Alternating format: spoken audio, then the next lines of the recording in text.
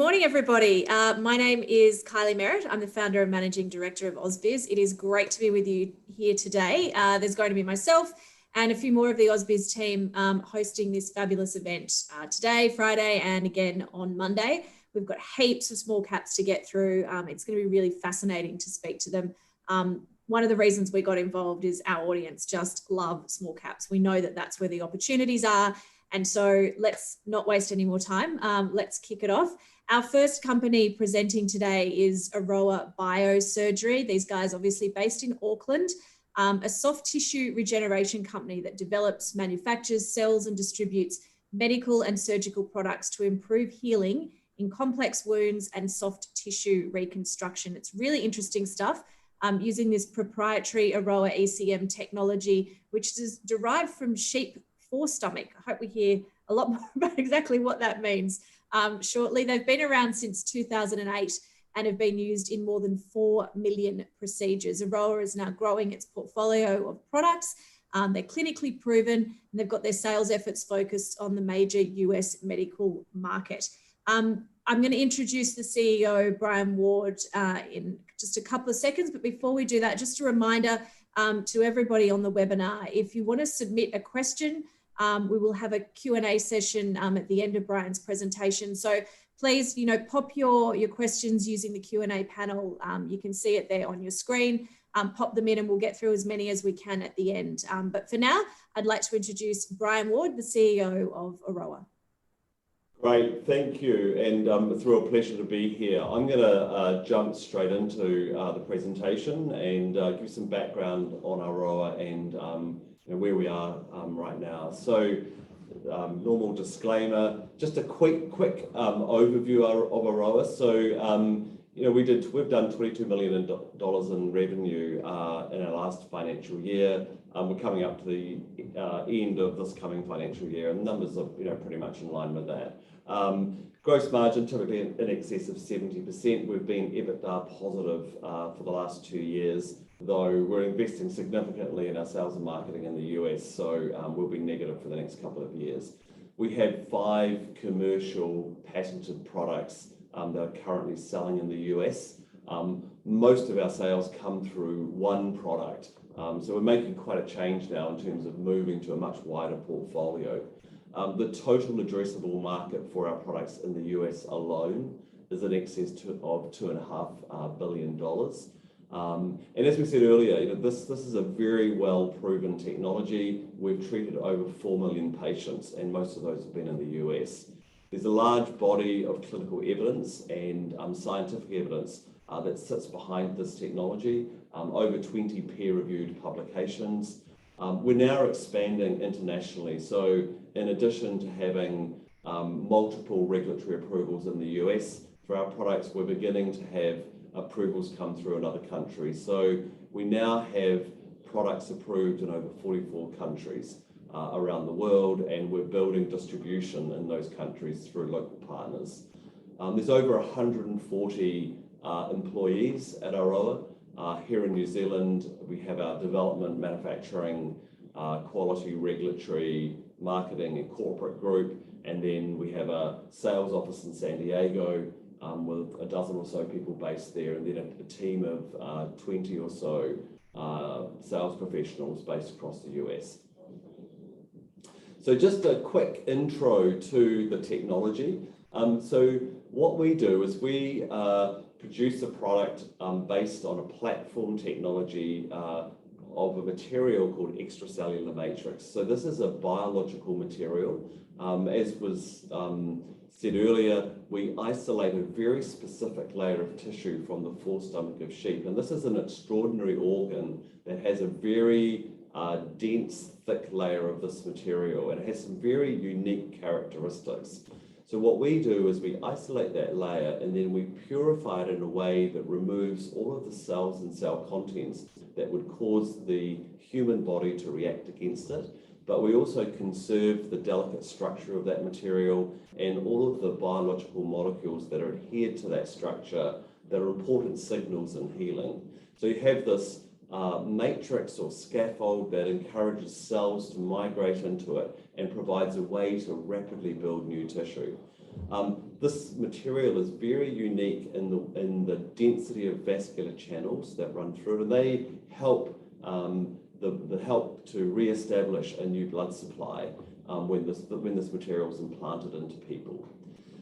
So we then put this material through this purification process, and it becomes a building block for a wide range of different devices. So we started off in complex wounds, so diabetic ulcers, venous ulcers. We've subsequently developed higher value, more complex products for abdominal wall repair, breast reconstruction, soft tissue reconstruction. So this is a true platform technology. As I said earlier, we have 5 products already developed off this platform, and a lot of scope for new products in the future. So what's interesting about this technology as well is that biologics have this very unique place in soft tissue reconstruction. They have very favourable properties in terms of tissue regeneration. The challenge with biologics is they're extremely expensive, and what that's meant historically is that they've been very limited in their use, essentially been rationed because of that cost. What we've been able to do is develop an extremely high quality biologic, but be able to do it so that it's very cost effective, and we can do it in a very cost effective way to make sure that many more patients have access to this type of technology. So it opens up a whole new opportunity, and it means that many more patients can have access to this type of technology, and that can improve their healing. So we're unlocking regenerative healing for everybody. In terms of the product portfolio, we started with Endoform Natural and Endoform Antimicrobial. This was in a relatively small market. So this was for stalled complex wounds. It's an $80 million market in the US. Subsequently, we've progressed into much larger markets. So through our partner in the US, Bio, we now have Overtex in the complex hernia abdominal wall reconstruction market. We launched Myriad for soft tissue reconstruction last year, a $200 million market, and we also have Overtex PRS for breast reconstruction. Again, considerably larger market, $450 million. We've also quite recently had Symphony approved, and this is a CTP product, so it's a skin substitute product for use in diabetic ulcers and venous ulcers, and particularly in those patients that have severely impaired healing. This is an enormous opportunity. It's a market that's in excess of $1 billion. So all of these products built off the same technology platform, and we're now in a situation where we have a very broad portfolio of products that can have different use cases but are very complementary. We also have a significant development program focused on combining our Aroa ECM technology with a physical device for use in dead space management and negative pressure wound therapy. So this is a single-use device. This is a completely new, novel technology, and we think this offers an enormous opportunity for the company going forward. So I just want to, stop for a minute and kind of reflect on where we are compared to where we were 12 months or so previously. And so if you think about Aroa's revenue, half of our revenue comes from Endoform, and the other half of our revenue comes from our licensing arrangement with Bio. And so up until a year ago, Aroa was only selling Endoform in its own rights, and that was in a relatively small market. What's changed over the last year is that we now have Myriad as a commercial product, and we have Symphony, which recently has been approved by the FDA. So we now have a portfolio of products to allow us to be able to treat wounds at different stages or treat surgical cases at different stages, and then to be able to continue with the subsequent treatment of those cases after surgery. So we have this portfolio of products that are very complementary and now provides a complete wound healing or surgical solution. So we're moving away from the initial opportunity, which was relatively small, to a much broader opportunity now where we have a suite of complementary products. Our Endoform products have typically been used in the outpatient wound setting and typically in the early phase of healing to help manage the inflammation in those wounds. Now that we have our Symphony product, we have a product that can help advance you through that early stage of healing, but then rapidly help you close the wound towards the second stage of healing. So that's quite a unique system of healing, and as we move forward, we're going to be spending more time promoting how these products work together to achieve really good outcomes. In soft tissue reconstruction, we have Myriad for use in the operating room. For many patients, there's follow-up with these cases in the doctor's office. And for those cases where there's a need for subsequent treatment, we have Endoform in the outpatient setting as well. So again, bundling these products together, we believe, gives us a really strong opportunity, but also each of these products opens up a whole new opportunity for the company. So we see a lot of opportunity here to really leverage this as we grow. We also have our partnership with TELA Bio. So TELA Bio is focused on abdominal wall reconstruction and breast reconstruction. This is an arrangement that we entered into with them to license those fields of use in the US and Europe. Most of their sales come from Overtex for abdominal wall reconstruction at the moment. We recently, a year ago, we launched Overtex PRS. So now we're beginning to get this complementary portfolio of products in this setting as well. So, when you sort of step back and look at it, the company's in a very different state with a wide range of products compared to where it was 12 months ago. So, we think the suite of products provides a lot of potential to improve clinical outcomes. The other thing that's interesting here as well is that because we've been able to change the paradigm in terms of where biologics can be used, we can offer significant cost savings to hospitals. So, not only is this attractive from a clinical outcome perspective, but it's also attractive from a cost of care perspective for hospitals. And, we think that combination's very compelling. So in terms of our sales channels, we have 3 sales channels.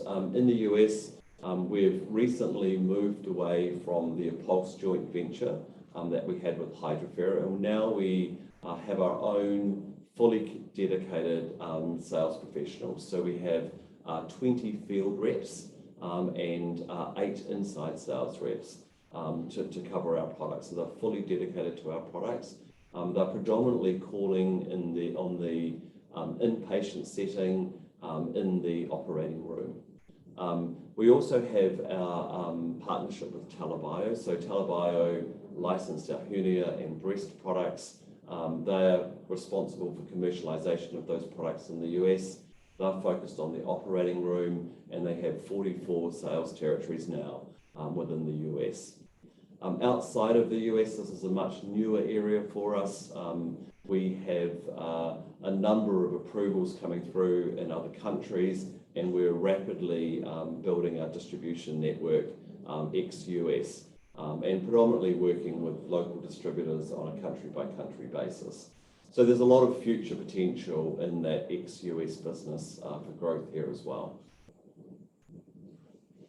In terms of manufacturing and production, this is very well established. We've been manufacturing product for the last 7 or 8 years. We've scaled that up into our commercial facility here in Auckland. It's a very unique process that allows us to produce this high quality product in a very cost-effective way. We've scaled this process up several times. We are now in the process of expanding our manufacturing capacity here in Auckland, really in response to the growing demand that we're seeing. So we currently have enough capacity for $30 million in sales. We are now investing about $4 million in increasing that capacity, and that will give us sufficient capacity for about $90 million in sales. So we expect to complete that expansion by the end of this year. When you think about, the growth of Aroa and you look forward over the next 12, 24 months, I think there's a number of very important catalysts for growth for our company. So, we've been through the COVID crisis where we saw significant drop-off in elective surgery, and particularly April through to June, the caseloads were very low, and that's had an impact on our sales this year. Since July last year, we have seen elective surgery tracking back, and while it's not back at the levels it was in 2019, certainly the trend looks very positive. So, as we see things opening up in the US again as a consequence of vaccination, we think the second half of this year looks pretty favourable. The other thing to note is that our patients don't go away. So if a patient has been postponed, that doesn't mean they've been cancelled. They've just been put back and they still need to be dealt with. So potentially there's an opportunity here for an upswing as those facilities start to open up. Now, that's a little bit dependent on workforce, a little bit dependent on access to facilities. But, we do see in the second half of the year particularly that a lot more volume coming back online. We believe our move to our own direct sales force is an important change for us. As part of our joint venture with Pulse, we had 2 companies participating in the joint venture, and to an extent, not the full focus of the sales team.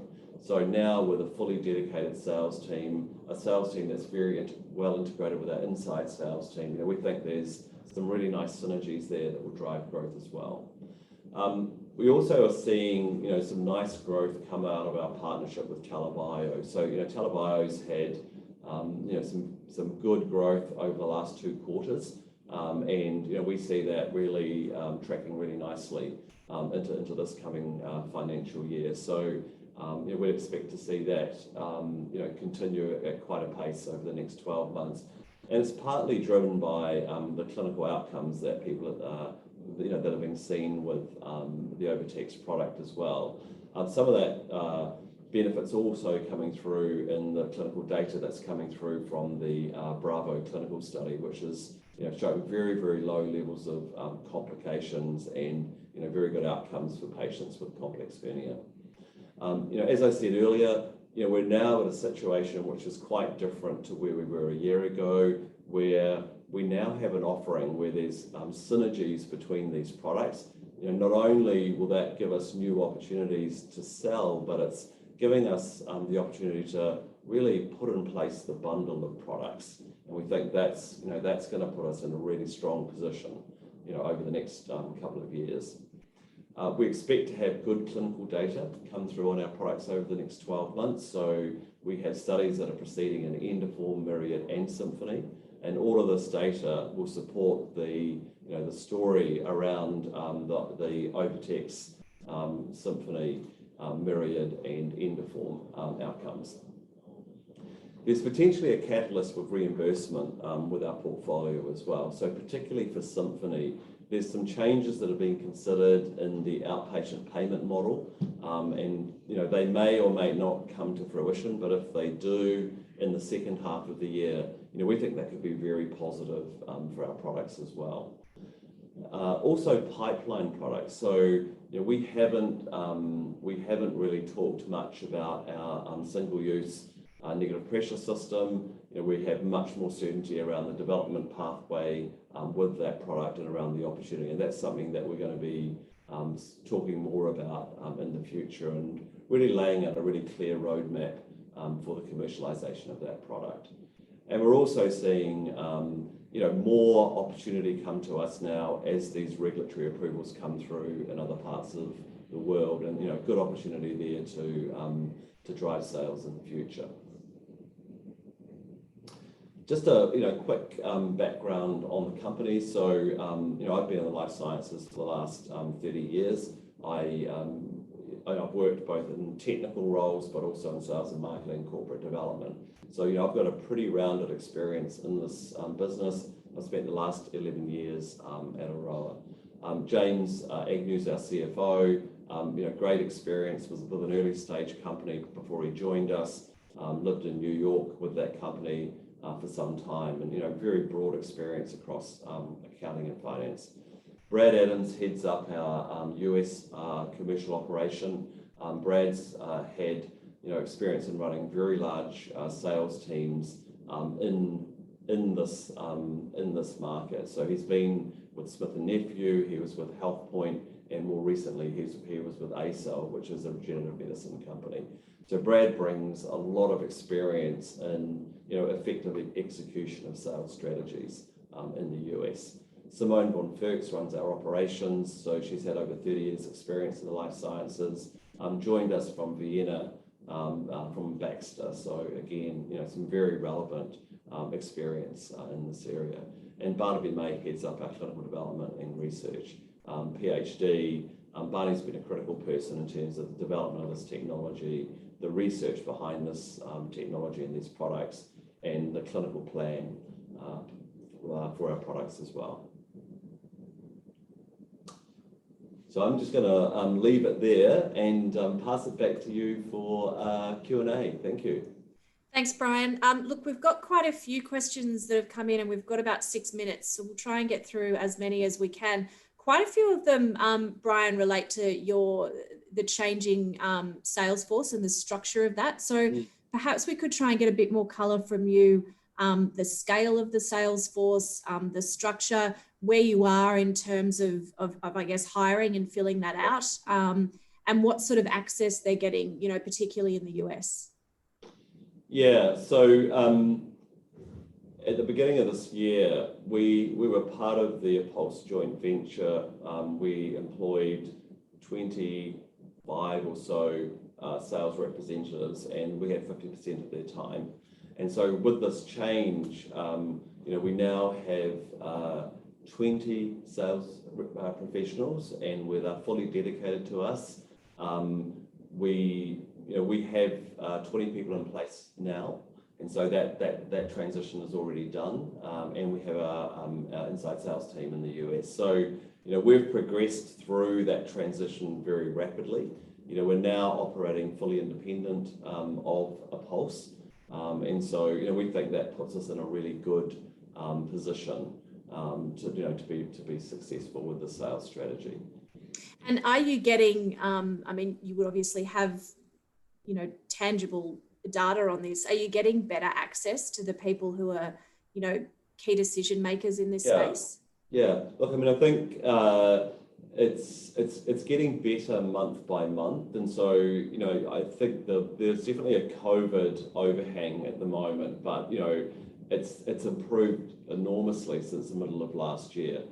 We are getting access into hospitals. We're not back to where we were in 2019, but we're certainly it's improving month by month. It is a little bit dependent on state as well in the US. So there's some states that are much more up and running, and point to Florida or Texas. In a more normal state, there's other states where things are very slow. So I think the trend is positive. Certainly with the vaccination strategy, we're seeing some quite quick improvements. So, we expect that to open up, as I said, in the second half of this year. But it's definitely on the improvement. Yeah. Okay.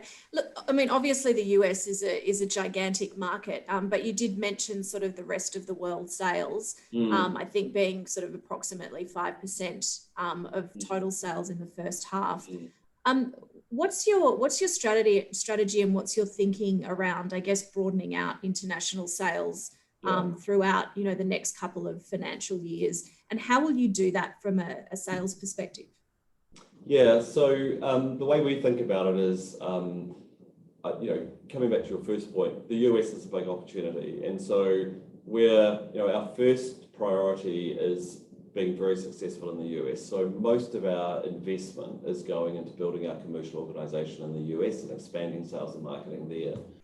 From an ex-US perspective, we're working to secure distribution with local distributors country by country. And so in that sense, we're not committing to bringing on resources in other parts of the world. It's more through distribution partnerships. Even by doing that, we see a really good opportunity there as well. So we'd expect that to become, an increasing portion of the sales mix, but still our sales are predominantly going to come from the US over the next 3 years. There's a question here from Martin, which just says, what is your COGS per unit? That's a different, on a percentage basis, our COGS are typically, 30% or so. It does depend a little bit on pricing and different products. But yeah, that's COGS about 30%, a little bit less maybe. And okay. we're seeing a positive trend there as well. So as volume goes up, we're seeing COGS go down, and as manufacturing efficiencies kick in, COGS are going down as well. I mean, the other point to note there is that we are, our portfolio products, we're selling higher and higher value products as well. And with that change in sales mix, we'll see a positive trend in COGS as well. Just before I let you go, Brian, I'd just really like to get a bit more color on, I guess, we've talked about the TAM in the US being this huge market. What's the competitive landscape for you like there? Yeah, it does depend a little bit market by market, but there's a number of players in these markets. I think what you've seen is that there's some of the dominant players, there's not really been a lot of innovation in this space over the last 5 to 10 years. So I think there's a real opportunity for new players coming into the market and a real opportunity to disrupt what's happening there, both through a technology innovation perspective, but also in terms of the dynamics around the market as well. So we think these are great markets for new companies to enter. Okay, Brian, we have run out of time. We do have to leave it there. For everyone watching, if you've got more questions, you can just flick them through to NWR, and I'm sure they can sort that out for you. But Brian, thank you very much for your time. We've got to go to the next presentation. So thanks a lot and best of luck with it. Great, thank you very much. See ya. Thanks, NWR.